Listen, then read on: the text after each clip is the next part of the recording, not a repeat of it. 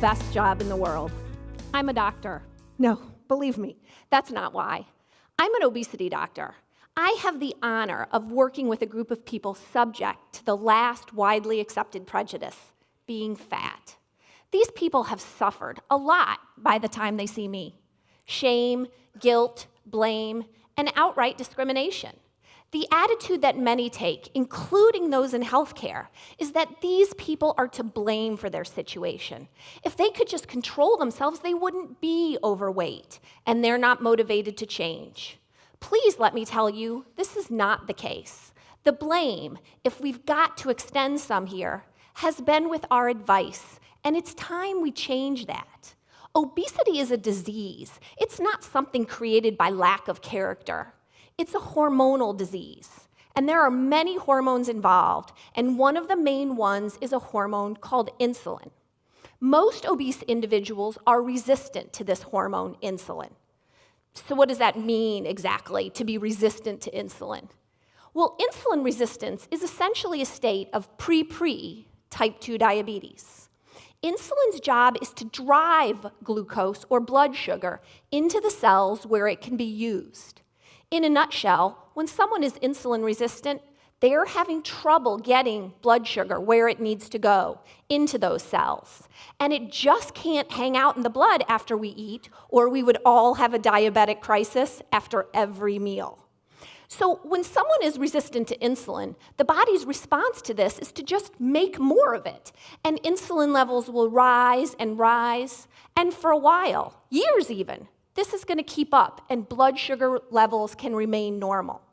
However, usually it can't keep up forever, and even at those elevated levels of insulin are not enough to keep blood sugar in the normal range. So it starts to rise. That's diabetes. It probably won't surprise you to hear that most of my patients have insulin resistance or diabetes. And if you're sitting there thinking, that's not me, you actually might want to think again, because almost 50% of adult Americans now have diabetes or prediabetes.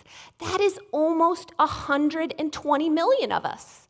But that's hardly everyone who has issues with insulin, because as I was saying, people have elevated insulin levels due to insulin resistance for years, even decades before the diagnosis of even prediabetes is made. Plus, it's been shown that 16 to 25% of normal weight adults are also insulin resistant. So in case you're keeping track, this is a heck of a lot of us. So the trouble with insulin resistance is, if it goes up, we are at great risk for developing type 2 diabetes. But also, insulin makes us hungry. And the food we eat, much more likely to be stored as fat. Insulin is our fat storage hormone. So we can start to see how it's going to be a problem for diseases like obesity and metabolic issues like diabetes.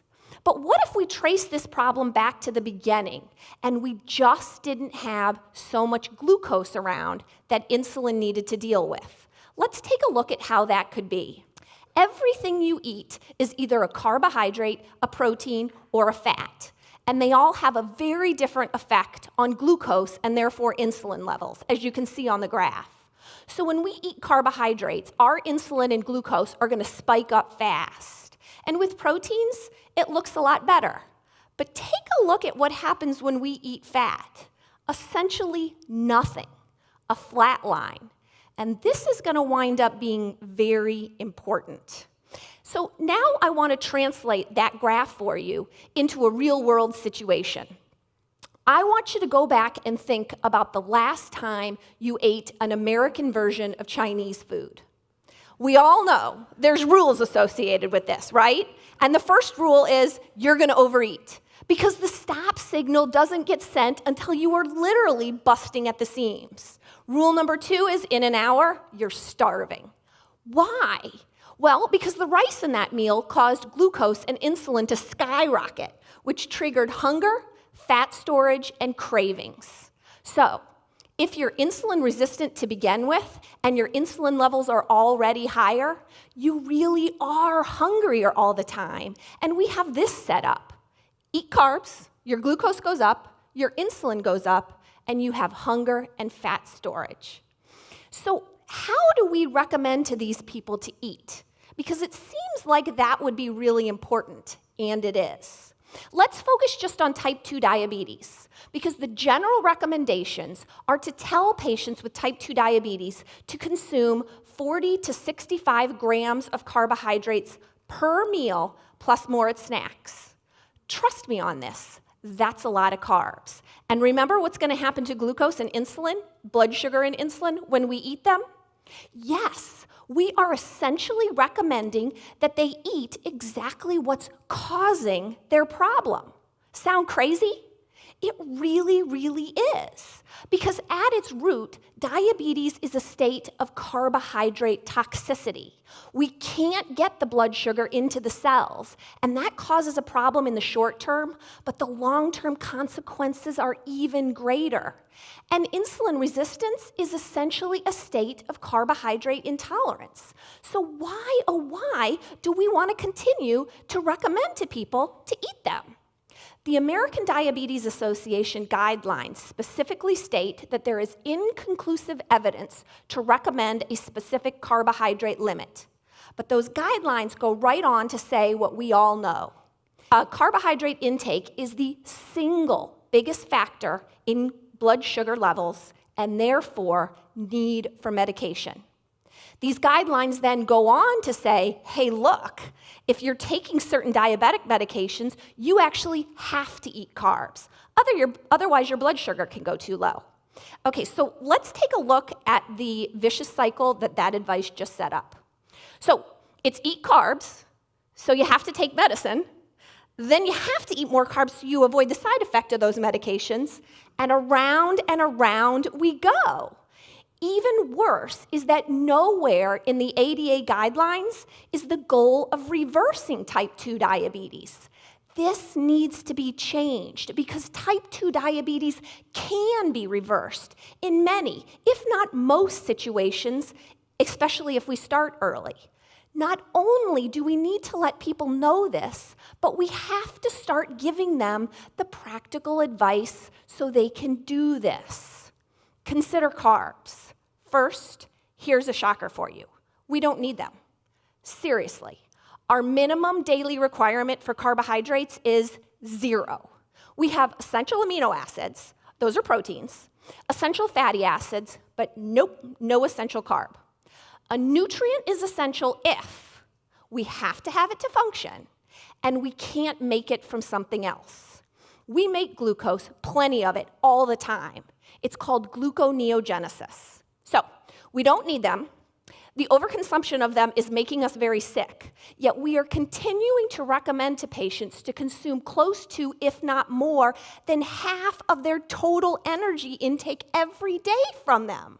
It doesn't make sense. Let's talk about what does. Cutting carbs, a lot. Yes, in my clinic, we teach patients to eat with carbs as the minority of their intake, not the majority. So how does that work? Well, when our patients decrease their carbs, their glucose goes down, and they don't need as much insulin. So those insulin levels drop and fast. And this is very important because a study looking at our National Health and Nutrition Examination Survey data, better known as NHANES, showed that the single biggest risk factor for coronary artery disease is insulin resistance. It is responsible for a whopping 42% of heart attacks. Low-carb intervention works so fast that we can literally pull people off of hundreds of units of insulin in days to weeks. One of my favorite stories is a very recent one. A young gal, but who had an almost 20-year history of type 2 diabetes, came in when a physician from another clinic told her she was just sick and should probably get used to it.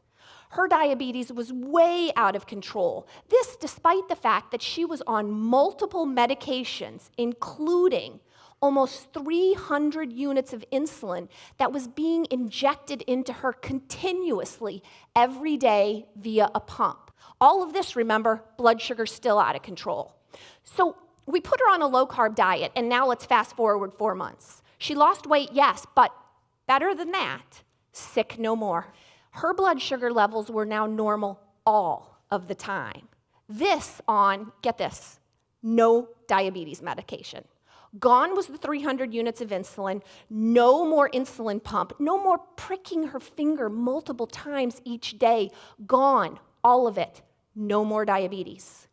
One of the greatest joys of my job is to be able to tell a patient like this that they no longer have diabetes, and we ceremoniously take it off their problem list together. So, are they cured? Is this a miracle? We'll leave that grandstanding to Dr. Oz. Cured would imply that it can't come back. And if they start eating excessive carbs again, it will. So no, not cured, but they don't have diabetes any longer. It's resolved, and it can stay that way as long as we keep away the cause. So what does this look like then? How does somebody eat this way? Well, first let me tell you what it's not. Low carb is not zero carb, and it is not high protein. These are common criticisms that are so frustrating because they're not true.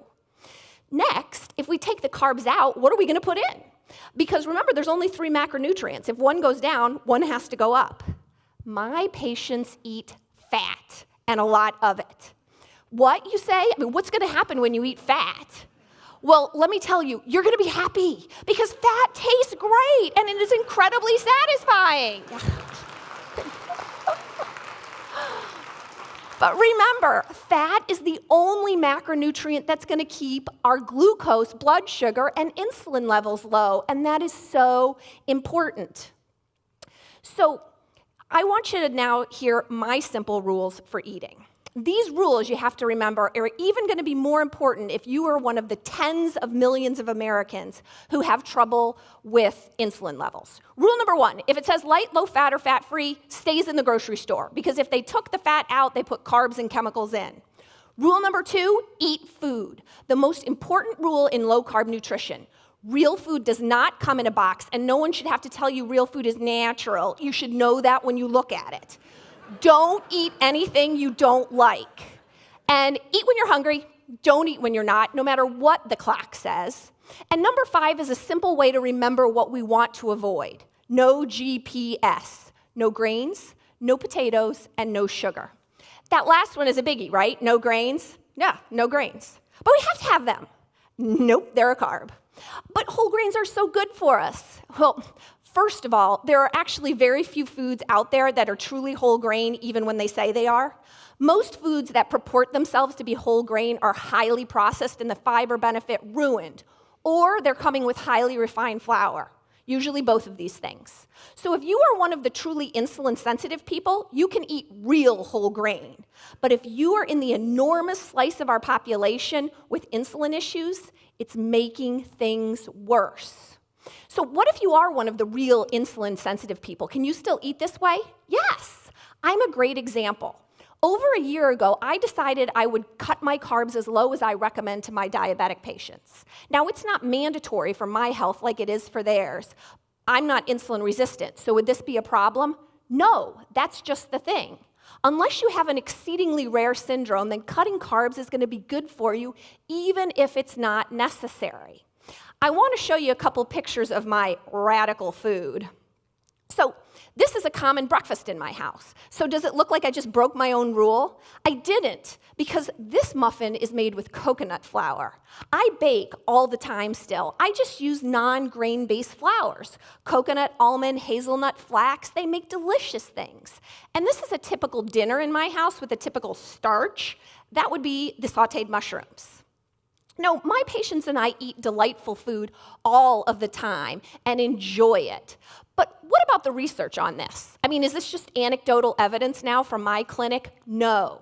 There are dozens of randomized controlled trials looking at low-carb intervention for things like diabetes, cardiovascular risk factors, obesity. They're consistent. It works. There are even a large number of studies showing that low-carb nutrition decreases inflammatory markers, which is making it really exciting for diseases like cancer. We just finished a study in our clinic, and what we did is we took 50 type 2 diabetic patients that were treated with our low-carb, high-fat-based program, and we compared them to 50 patients who were treated with the ADA guidelines. And after 6 months, not only did we find a significant metabolic advantage for the low-carb group, but, and let's face it, this is important, a huge cost savings. Our analysis showed that our patients could save over $2,000 a year just on the diabetes meds they were no longer taking. Just think how fast that adds up in our diabetes epidemic now that we are spending $250 billion a year on in this country. So I want to show you a slide now that demonstrates where that savings is coming from. So this is looking just at the insulin difference in the two groups after 6 months. And what we can see is that the low-carb group was able to decrease their insulin by almost 500 units a day.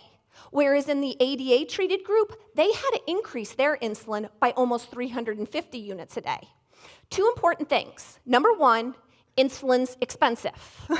And number two, not all the people in this study were even on insulin, which makes these results even more impressive. But what I would say is that this graph really represents two different approaches to treating this disease. The first, our group with the goal of reversing disease, meaning they need less medicine. And the second group, which very clearly aligns with the ADA guidelines, which states that diabetes is a progressive disease requiring more medicine over time. Progressive, unless we take away the cause. So what's the problem then? Why is this not everywhere? Why isn't low carb the norm? There's two big reasons. Number one, status quo. It is hard to break. There are many agendas involved. We got this notion that low fat was the way to go decades ago, but a recent study just came out showing that there was zero randomized control evidence to recommend to Americans to remove the fat from our diet, and that's how the carbs got added in. It was essentially a huge experiment on millions of people, and it failed miserably. The second reason we don't see it everywhere is money. Don't be fooled. There's a lot of money to be made from keeping you sick. And what we see is with these specialty guideline panels, they are stacked with conflict of interest. So the solution to the diabetes epidemic in my clinic is exceedingly clear. Stop using medicine to treat food. And for a disease whose root cause is carbohydrates, take away the carbohydrates, or at least cut them, so we can remember what we used to know. We knew it a long time ago. This was said thousands of years ago, and we need, in this day and age, to get back to that notion. Thank you.